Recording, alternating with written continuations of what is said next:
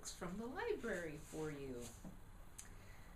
A couple of them you might have, but I don't think you have any of these. The first one is Bedtime for Frances. The Frances books used to be some of Auntie Sarah's favorite books when she was little. There's Frances. She's a little badger.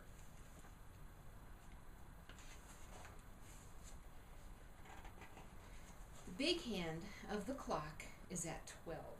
The little hand is at 7. It is 7 o'clock. It's bedtime for Frances. Mother said, "It is time for bed." Father said, "It's time for bed." Frances said, "I want a glass of milk." "All right," said Father. "All right," said Mother. "You may have a glass of milk." Frances drank the milk. And there's Frances and Mother and Father.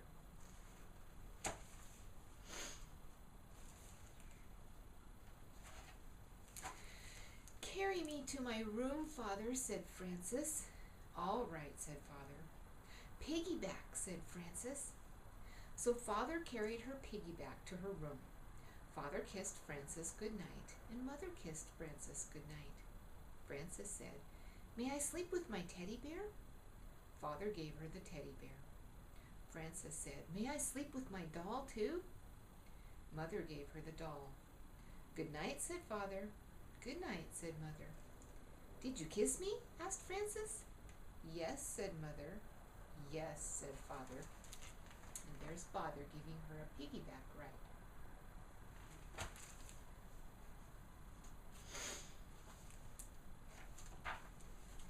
"Kiss me again," said Frances. Father kissed her again, and Mother kissed her again. They closed the door. "May I have my door open?" asked Frances. "Good night," said Mother. "Good night," said Father. "Good night," said Frances. Frances could not sleep. She closed her eyes, but she still could not sleep. So she began to sing a little song about the alphabet. She made it up as she went along. And there she is, kissing Mother and Father.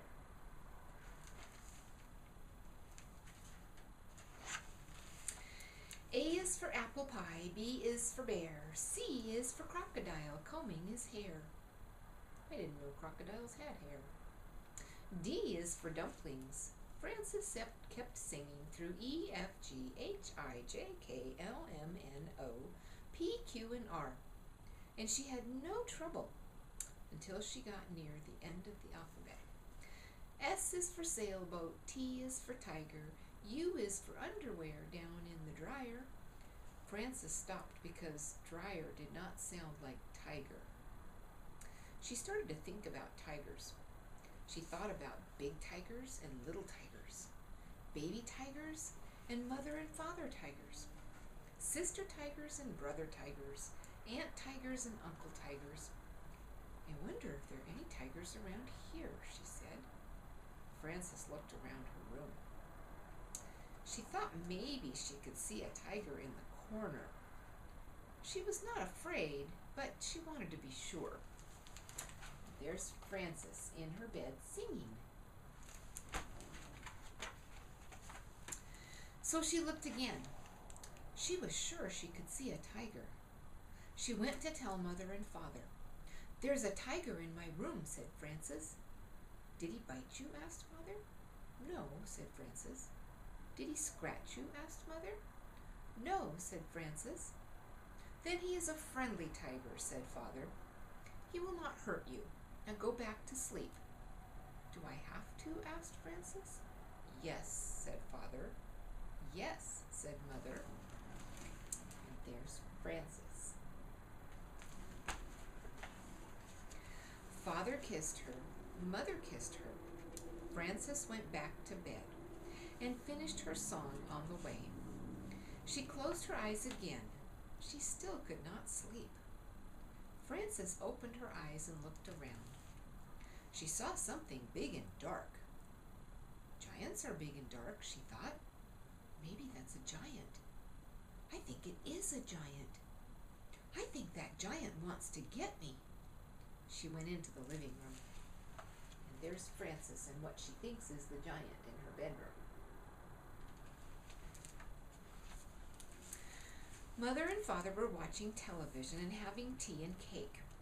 Frances said, "There's a giant in my room. May I watch television?" "No," said Mother.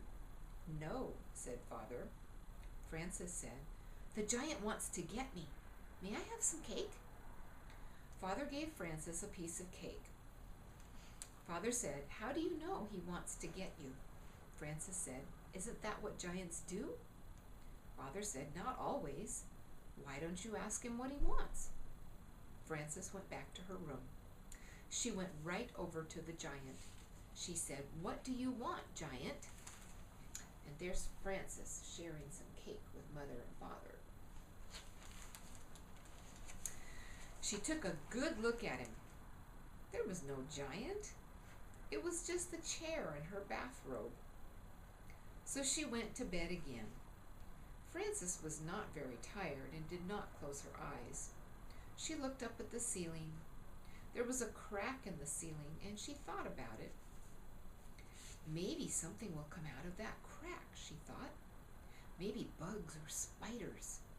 Maybe something with a lot of skinny legs in the dark.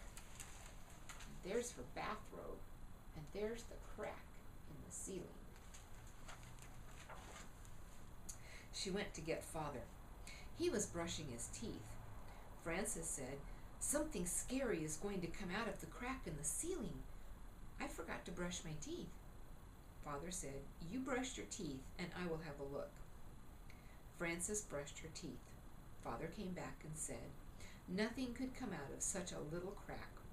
But if you're worried about it, get somebody to help you watch. You can take turns." And there's Frances and Father brushing their teeth. Frances told her teddy bear to watch. They took turns for a while. Then Frances got tired of it and let Teddy do all the watching. Frances got up and went to the bathroom. When she came back, she was not sleepy at all. The window was open and the wind was blowing the curtains. "I do not like the way those curtains are moving," said Frances. "Maybe there is something waiting, very soft and quiet. Maybe it moves the curtains just to see if I'm watching." She went into Mother and Father's room to tell them. And there's Teddy watching the crack, and there's the curtains moving, and Frances gonna go tell. They were asleep. Frances stood by Father's side of the bed very quietly, right near his head. She was so quiet that she was the quietest thing in the room. She was so quiet that Father woke up all of a sudden with his eyes wide open. He said, "Umph." Frances said, "There is something moving the curtains. May I sleep with you?" Father said, "Listen, Frances. Do you want to know why the curtains are moving?" "Why?" asked Frances. "That is the wind's job," said Father. "Every night the wind has to go around and blow all the curtains." "How can the wind have a job?" asked Frances. And there she is, waking Father up. "Everybody has a job," said Father. "I have to go to my office every morning at 9 o'clock. That is my job. You have to go to sleep so you can be wide awake for school tomorrow. That is your job." Frances said, "I know, but," Father said, "I have not finished. If the wind does not blow the curtains, he will be out of a job. If I do not go to the office, I will be out of a job. And if you do not go to sleep now, do you know what will happen to you?" "I will be out of a job?" asked Frances. "No," said Father. "I will get a spanking?" asked Frances. "Right," said Father. "Good night," said Frances, and she went back to her room. Frances closed the window and got into bed. Suddenly there was a noise at the window. She heard bump and then thump. "I know something will get me this time," she thought. She jumped out of bed and went to tell Mother and Father. When she got to their door, she thought about it some more and decided not to tell them. She went back to her room. Frances heard the noise at the window again. She pulled the covers over her head. I wonder what it is, she thought. If it is something very bad, Father will have to come and chase it away. She pulled off the covers and stood on her bed so she could look out the window. She saw a moth bumping up against the window. There's Frances hiding under the covers and then standing up to see what she could see. Bump and thump, his wings smacked the glass. Whack and smack. Whack and smack made Frances think of a spanking. And all of a sudden, she was tired. She lay down and closed her eyes so she could think better. She thought, there were so many giants and tigers and scary and exciting things before that I am pretty tired now. That is just a moth, and he's only doing his job, the same as the wind. His job is bumping and thumping, and my job is to sleep. So she went to sleep and did not get out of bed again until Mother called her for breakfast. And there she is sleeping. The end. I hope you like Frances.